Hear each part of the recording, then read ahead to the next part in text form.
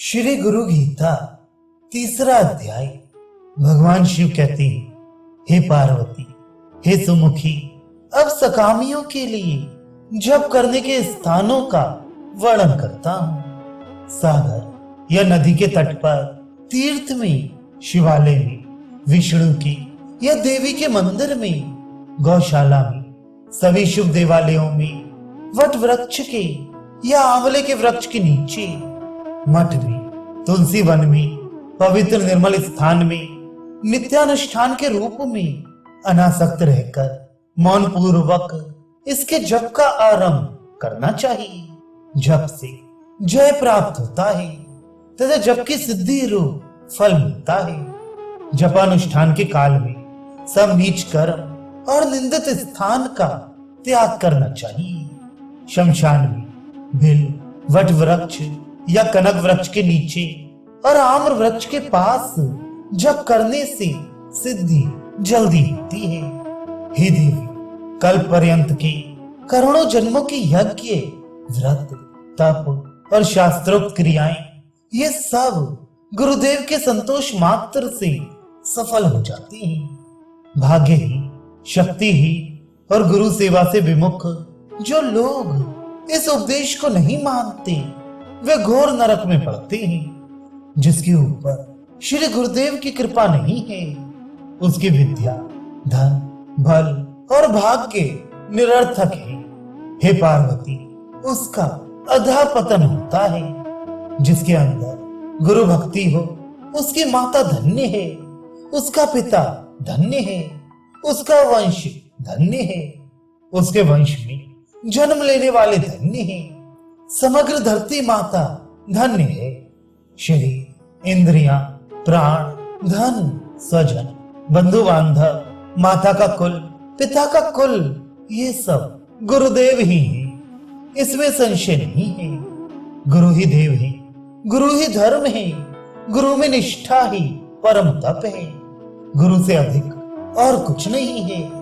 यह मैं 3 बार कहता हूँ। जिस प्रकार सागर में पानी, दूध में दूध, घी में घी, अलग अलग घटों में आकाश एक और अभिन्न है, उसी प्रकार परमात्मा में जीवात्मा एक और अभिन्न है। इसी प्रकार ज्ञानी सदा परमात्मा के साथ अभिन्न होकर रात दिन आनंद विभोर होकर सर्वत्र विचरते हैं। हे पार्वती, गुरुदेव को संतुष्ट करने से शिष्य मुक्त हो जाता है। हे देवी, गुरुदेव की कृपा से वे अड़मा आदि सिद्धियों का भोग प्राप्त करता है। ज्ञानी दिन में या रात में सदा सर्वदा समत्व में रमण करते हैं। इस प्रकार के महामौनी अर्थात ब्रह्मनिष्ठ महात्मा तीनों लोकों में समान भाव से गति करते हैं। गुरु भक्ति ही सबसे श्रेष्ठ तीर्थ है, अन्य तीर्थ निरर्थक है। हे देवी, गुरुदेव के चरण कमल सर्व तीर्थमय हैं।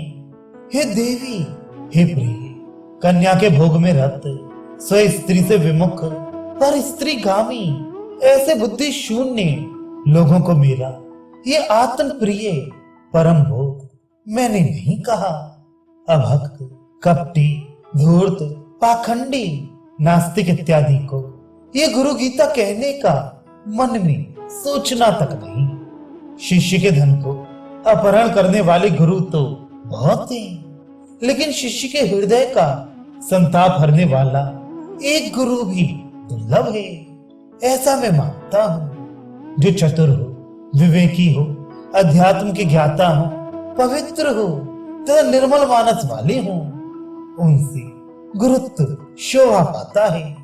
गुरु निर्मल, शांत, साधु स्वभाव के, मितभाषी, काम क्रोध से अत्यंत रहित, सदाचारी और जितेंद्रिय होते हैं। सूचक आदि भेद से अनेक गुरु कहे गए हैं। बुद्धिमान मनुष्य को स्वयं योग्य विचार करके तत्वनिष्ठ सद्गुरु की शरण लेनी चाहिए।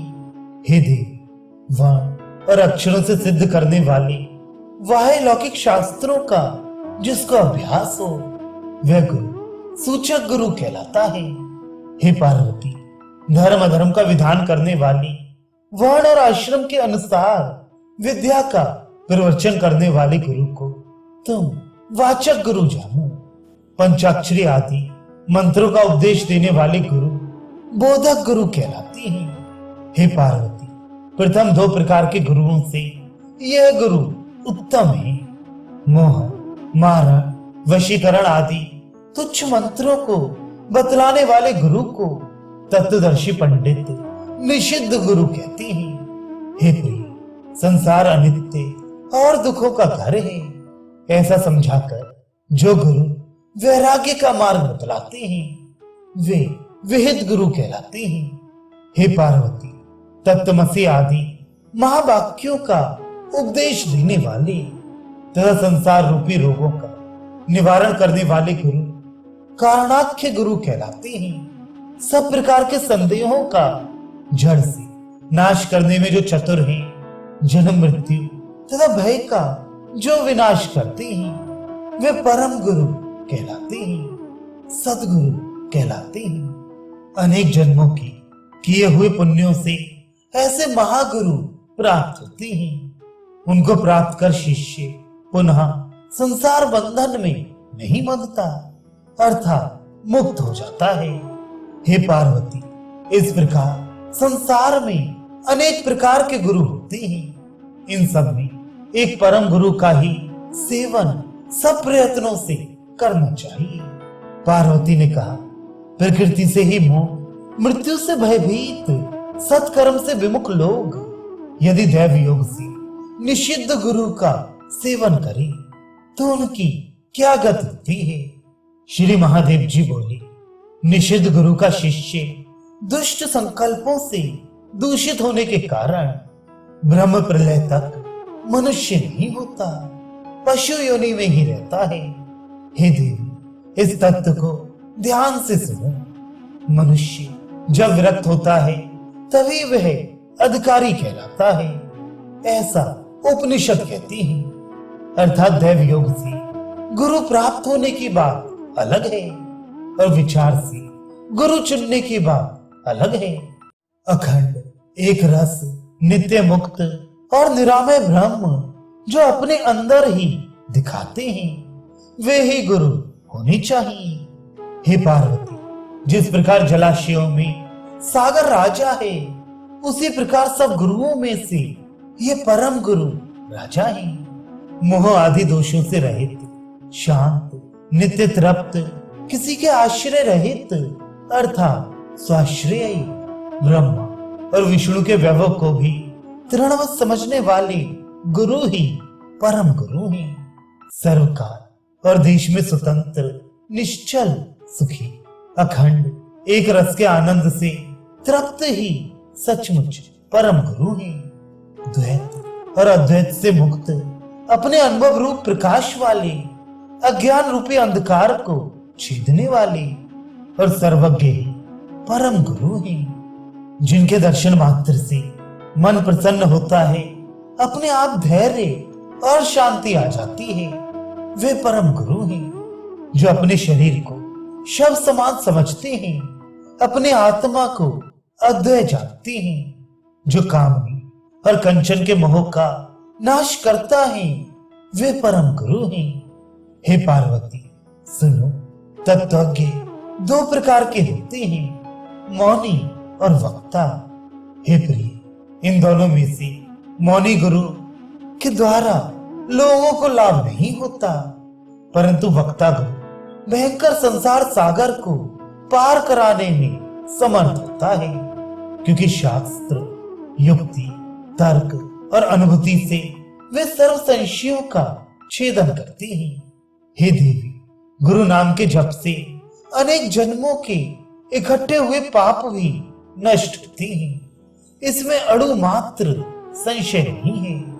अपना कुल, धन, बल, शास्त्र, नाते, रिश्तेदार, भाई, ये सब मृत्यु के अवसर पर काम नहीं आते। एकमात्र गुरुदेव ही उस समय तारणहार हैं। सचमुच अपने गुरुदेव की सेवा करने से अपना कुल भी पवित्र होता है।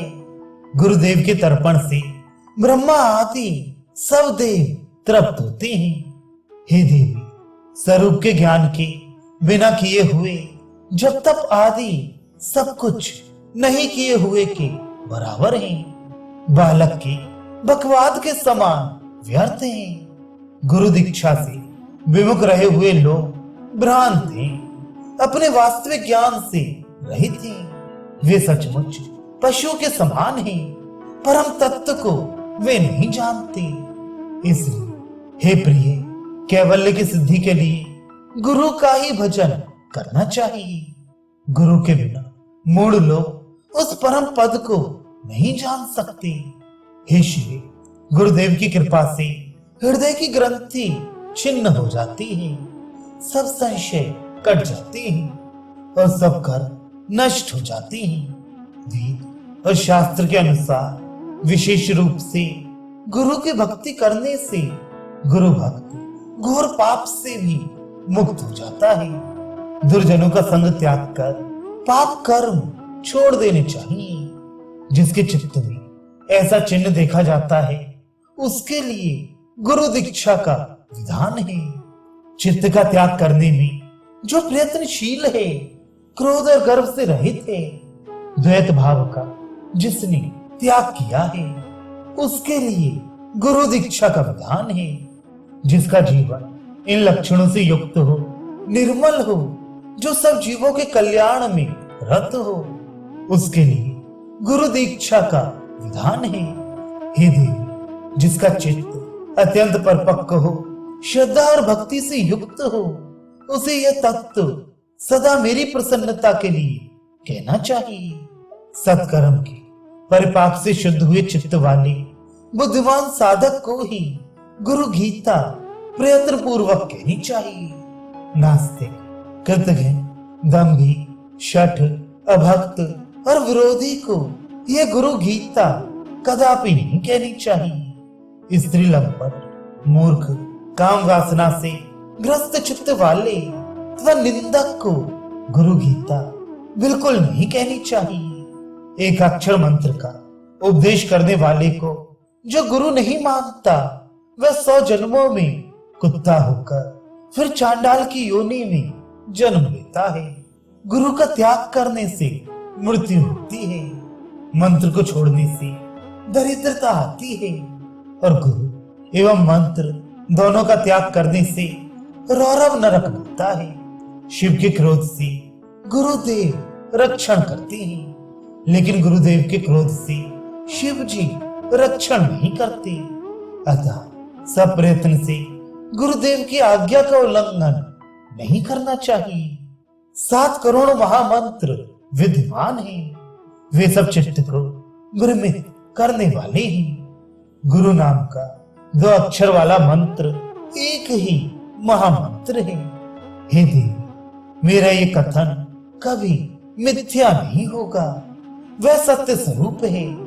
इस पृथ्वी पर गुरु गीता के समान अन्य कोई स्तोत्र नहीं है। भव दुख का नाश करने वाली इस गुरु गीता का पाठ गुरु दीक्षावीन मनुष्य के आगे कभी नहीं करना चाहिए। हे महेश्वरी, ये रहस्य अत्यंत गुप्त रहस्य है, पापियों को वह नहीं मिलता। अनेक जन्मों के किए हुए पुण्य के परिपाक से ही मनुष्य गुरु तत्व को प्राप्त कर सकता है। श्री सद्गुरु की चरणामृत का पान करने से और उसे मस्तक पर धारण करने से मनुष्य सब तीर्थों में स्नान करने का फल प्राप्त करता है। गुरुदेव की चरणामृत का पान करना चाहिए। गुरुदेव की भोजन में से बचा हुआ खाना, गुरुदेव की मूर्ति का ध्यान करना और गुरु नाम का जप करना चाहिए। ब्रह्मा, विष्णु, शिव सहित समग्र जगत गुरुदेव में समाविष्ट है। गुरुदेव से अधिक और कुछ भी नहीं है, इसलिए गुरुदेव की पूजा करनी चाहिए। गुरुदेव के प्रति अनन्य भक्ति से ज्ञान के बिना भी मोक्ष पद मिलता है। गुरु के मार्ग पर चलने वालों के लिए गुरुदेव के समान अन्य कोई साधन नहीं है। गुरु की कृपा प्रसाद से ही ब्रह्मा, विष्णु और शिव यथाक्रम जगत की सृष्टि स्थिति और लय करने का सामर्थ्य प्राप्त करते हैं। हे देवी, गुरु, ये 2 अक्षरों वाला मंत्र सब मंत्रों में राजा है, श्रेष्ठ है। स्मृतियां, वेद और पुराणों का वह सार ही है, इसमें संशय नहीं है। मैं ही सब हूं, मुझ में ही सब कल्पित है। ऐसा ज्ञान जिनकी कृपा से हुआ है, ऐसे आत्म स्वरूप श्री सद्गुरु के चरण कमलों में मैं नित्य प्रणाम करता हूं। हे प्रभु, अज्ञान रूपी अंधकार में अंध बने हुए और विषयों से आक्रांत चित्त वाले मुझको ज्ञान का प्रकाश देकर कृपा करो।